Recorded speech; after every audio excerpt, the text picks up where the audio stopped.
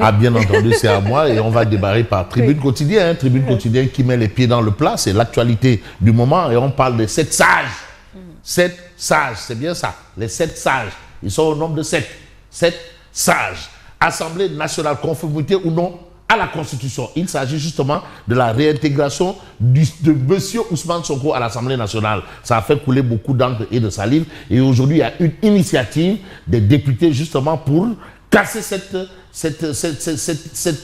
décision. Alors, les 7 sages à l'étude du cas Sonko. Les 7 sages à l'étude du cas Sonko. Ça, c'est ce que nous livre ce matin Tribune Quotidien. Vous avez Sonko qui a été Premier ministre quand même. Hein. Il a été, c'est le premier ministre sous l'ère Diomaye.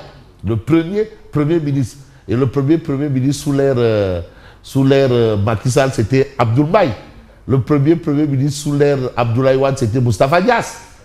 Bon, bref, de toutes les façons, Assemblée nationale, conformité ou non à la Constitution, les 7 sages à l'étude du cas Sonko. Ça, c'est ce que nous avons avec Tribune. Sonko, qui a été Premier ministre en 2024 et 2026, a-t-il le droit de reprendre son siège de député? C'est une interrogation. Et il faut voir l'arbitre. C'est tout. Au lieu, l'arbitre tranchera. Parce que c'est le Conseil constitutionnel. Ce sont les sages. Ils sont au niveau de l'Olympe. Nous ne sommes pas vraiment dans la Grèce antique, mais on peut considérer ça comme ça. Alors, le recours déposé par les députés concerne la conformité ou pas de l'intégration de Sonko à la Constitution. Nous sommes dans la Constitution et nulle part ailleurs. C'est un débat dans la Constitution et nulle part ailleurs. Et l'initiative vient de Tafsir Thioye et autres. On reconnaît quand même en Tafsir Thioye cette magnanimité quand même. On reconnaît en l'homme, hein, il est là quand même sous l'ère Wade. On voit le rôle que Tafsir Thioye a toujours joué du côté du Parlement. Et il continue de jouer ce rôle. Alors, le rôle des uns et des autres, il faut quand même le situer. Et aujourd'hui, le rôle de Tribune, c'est de nous informer sur une actualité qui a aussi fait couler beaucoup d'encre et de salive. D'ailleurs, on a même failli cueillir un député en pleine session. Je veux dire un député en plein hémicycle. Et ça ne doit pas disparaître comme ça. On ne peut pas quand même... c'est-à-dire nous ne sommes pas amnésiques. Pas du tout. Il s'agit de Cheikh Bara Ndiaye. Et là, on retient d'après Tribune des centaines de milliards cachés à Ecobank. La déclaration a été claire, fracassante. Parce que quand même quelqu'un qui bénéficie de la confiance du chef de l'État et de surcroît ministre des Finances, du budget, je crois, et du plan. Oui. On a ajouté le plan. Oui. Et du plan. Oui. Aujourd'hui, du plan. Oui. Qui a des centaines de milliards selon un député de la République. Oui. Hein, voit autoriser. Autorisation ou pas, de toutes les façons, je ne sais pas de quoi ce qui se passe chez mon ami et frère Formose, mais il y a drap. Alors, des centaines de milliards cachés à Ecobank. La plainte de Cheikh Diba contre Cheikh Bara Ndiaye classée sans suite. C'est une interrogation. Quand même. Mais quelqu'un accuse le ministre des Finances d'avoir des milliards dans un compte à Ecobank.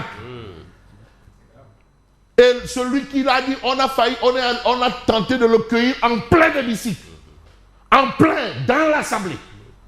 La représentation du peuple souverain. J'ai envie d'emprunter le ton du Dougoutigui, hein, M. Tiliki Kaba, parfois. Et aujourd'hui, on nous dit, il n'y a rien. En tout cas, jusqu'à preuve du contraire. De toutes les façons, la plainte de Cheikh Diba contre Cheikh Bara Ndiaye, classée sans suite, qu'à cela ne tienne. Parce qu'aussi, il faut évoluer, qu'à cela ne tienne. Une simple plainte ne disculpe pas le ministre de l'économie, des finances et du plan. Une simple plainte ne le disculpe pas. Ça, c'est la rédaction de Tribune. Et si vous permettez, comme dit l'adage, oui, la femme de César ne saurait être soupçonnée. Ouais. Et c'est valable pour le cas Abdourahmane Diouf aussi. Oui. Il a débuté des accusations très graves contre le ministre Abdourahmane Diouf. Moi, je crois qu'il faut élucider tout cela. Qui Cheikh Bara. Cheikh Bara, le même Cheikh Bara Ndiaye. Voilà. Il y va de l'image de marque de la République. Parce que quand même... Oui. Il est où? Ah, il est où? Ah, donc, lui, il est là, hein, oui. Cheikh Bara. Ah, d'accord. En tout cas, il est là. Oui. Je crois quand même que nous sommes dans un état. Ouais. On sait où est Simon. Oui. On sait où est Youdoussa. Oui. On sait où est Tcheloumak. Oui. On sait où est qui. Et aujourd'hui, Le débat, c'est quoi? Est-ce que la plainte a été classée sans suite? C'est une interrogation. Voilà. Et vous avez pêche au Sénégal, le GAIPES exige le retrait du dégel partiel des licences démersales côtières. Ça, c'est une actualité autour de plusieurs actualités. Mais on va voir l'actualité de Sud Quotidien. Élections municipales et territoriales de janvier 2027. C'est aussi un autre débat. Vous savez, tout est priorité. Tout est priorité. Exactement. Et même il y a des priorités. Le calendrier électoral, c'est une priorité. C'est rarement respecté quand il s'agit des locales. D'accord. Depuis... Mais quoi qu'il en soit, oui. que tout le monde soit fixé au même moment et en même temps. C'est un principe, oui. Parce qu'on a quand même connu une histoire où seul le président et son camp étaient juste informés et personne n'était informé. Bien sûr. Là aussi, il ne faudrait pas quand même... Ah oui, parce que qui est fou? C'est pas bon. Hein? C'est pas bon. Hein? Ce serait une régression. Voilà. Oui. En tout cas... Démocratiquement, c'est pas élégant. C'est pas élégant. Ah non, mais il le faut. C'est pour cela que la société civile monte au credo. Le silence qui inquiète. La société civile opposée à tout report. Pourquoi penser à un report par rapport à justement ce silence-là? De quoi il en est? Mais pour permettre à M. Fabrice Nguema de mieux préparer sa candidature et de se donner une longueur d'avance sur ses adversaires. Sur les autres. Oui. Et au nom de quoi? Ah oui. Mathéisme. Au nom de quoi? Du mathéisme. Au nom de quoi? Mais quoi qu'il en soit, il faut quand même poser le vrai débat. Et aujourd'hui, vous avez Walf Quotidien qui parle de concertation nationale. On peut lire coup de gueule du secteur privé. Mais c'est le secteur privé. Ah oui, le moteur, oui. Moi, je ne sais pas. C'est le secteur privé. Comme ils ont fait du duty, finalement. France. Hein? Le théorème de Bougan Guédani. Dagukatu duty. Nous faisons le bir, nous faisons le boss. Hein? J'ai même envie d'ajouter nous faisons le yuru wayofal. La situation est là. Et aujourd'hui, vous avez Abdelkader Diaye, président de la CNES, qui déclare l'économie ne peut plus attendre. L'économie ne peut plus attendre. Monsieur le Président, Aïtchember. Voilà.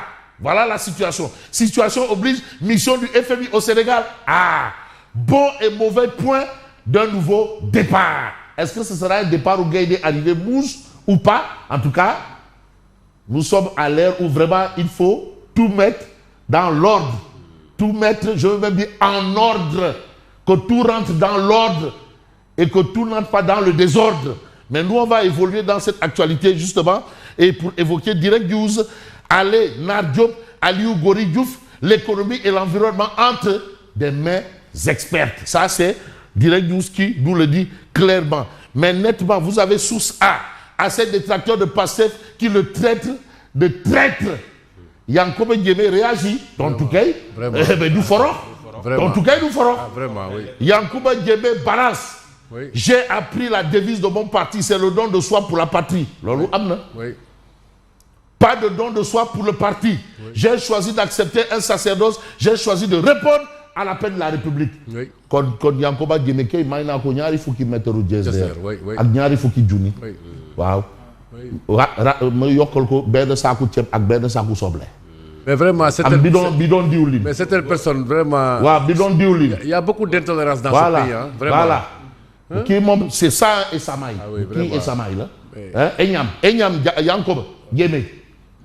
Voilà. Mais chacun a le droit de choisir son camp. Voilà. Vraiment. Mais des députés de l'opposition en guerre, bien entendu, contre la réintégration de Sonko à la... Non.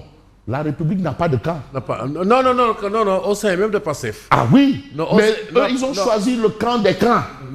Lui, il a choisi le camp des camps. Non, par-delà même le débat sur la République. Oui. Lui, il peut bien donc être... mais il est libre. Côté de Diomaye, mais non, mais c'est le problème. Voilà. Mais quand j'ai vu déjà désirer sa photo, ouais. Vraiment, c'est un peu méchant. Mais non, mais attends, mais il faut pas... Désirer la photo de quelqu'un parce que tout simplement, il a affiché son camp. Mais personne n'est le Dungourou de personne. C'est le sommet de l'intolérance. Personne n'est le Dungourou de personne. Ah oui, vraiment. Personne n'accepte d'être Dungourou ici. Alors, des députés de l'opposition en guerre contre la réintégration de Sonko à l'Assemblée nationale. Et là, vous avez le source A qui nous dit voici leur munition, ce qu'ils vont utiliser pour peut-être avoir gain de cause, rapport de cause à effet. Vous savez, les transitions sont importantes. Hein? Vous avez enquête, réintégration de Sonko, Assemblée nationale, la bataille constitutionnelle. C'est l'arbitre. On attend l'arbitre. Hein? On attend l'arbitre. Et faire de l'arbitrage, ce n'est pas notre rôle. Notre rôle, c'est de faire de l'info. Et aujourd'hui, vous avez l'informateur qui parle d'organisation des élections locales, la société civile opposée à tout report. Il est temps de rendre visible l'horloge électorale. Ah oui, au moins qu'on sache une visibilité. Le tableau de bord là, on doit savoir s'il y a problème ici, problème là-bas, et on essaie de trouver une solution. Maintenant, s'il y a report, ce n'est pas forcément l'Assemblée. Il peut y avoir consensus. Mais consensus ne veut pas dire unanimité. Là aussi, c'est un autre débat. Nous, on va continuer le débat. Et vous avez, il est temps de rendre visible l'horloge électorale. Il existe une rupture d'égalité entre les acteurs politiques lorsque seul le camp présidentiel détient les informations. Ah, ça aussi, c'est un fait. Mais ce que fait également le peuple quotidien, c'est de nous dire que Massali n'a pas Kadi. Voilà, il n'a pas Kadi. Il fait du tumble kadi, pachali, mon rude baguette. Mais Fabrice, c'est un bon opposant. Mais il nous conforte quand nous avons pu théoriser les deux gardiens de la confusion. Ouais. Oui, parce que lui, depuis, il est constant, quoi. Mais il est constant. C'est cette thématique, voilà. Alors, voilà. Mbassali sur les déballages, menaces, comédies et manipulations de Sonko. La République n'est pas une scène de théâtre. Bien sûr, oui. La République n'est pas une scène de théâtre. Ça, c'est la position de Mbassali. Le pouvoir ne se conquiert ni par la rhétorique et ne s'exerce pas par l'intimidation. Bon, on va faire du tank quoi. En réalité, Mbassali veut nous dire que Goloduna ou des Tchepi-Tchepi, oui. Voilà, bon. Oui. Ah, de là, on le dit de là. Bah, tout Wolof le bien sûr. Goloduna ou des Tchepi-Tchepi. Des Tchepi-Tchepi. Bon, de toutes les façons, on va essayer de voir le témoin quotidien qui nous pousse à dire mais Wali Diouf-Bodian, toi aussi. Ngoudabouk, toi aussi. Alors, scandale de la concession du volcan du port autonome de Dakar pour 25 ans, anatomie d'un séisme sous-marin. Mais combien de scandales? Azer, ONAS, ARTP, port autonome de Dakar. Fadanti? Hein? L'argent aux martyrs. Tout ça là. Donc, quand même, ne l'air n'a l'air, pas l'air, n'a l'air. Oui. Voilà. Et que ce soit clair. Mais moi, je vais être clair pour voir la dépêche qui dit Ousmane Sonko sur un siège éjectable. C'est une interrogation. En attendant, merci et bonne continuation. Merci beaucoup, Lucien. À tout à l'heure. Et tout de suite, nous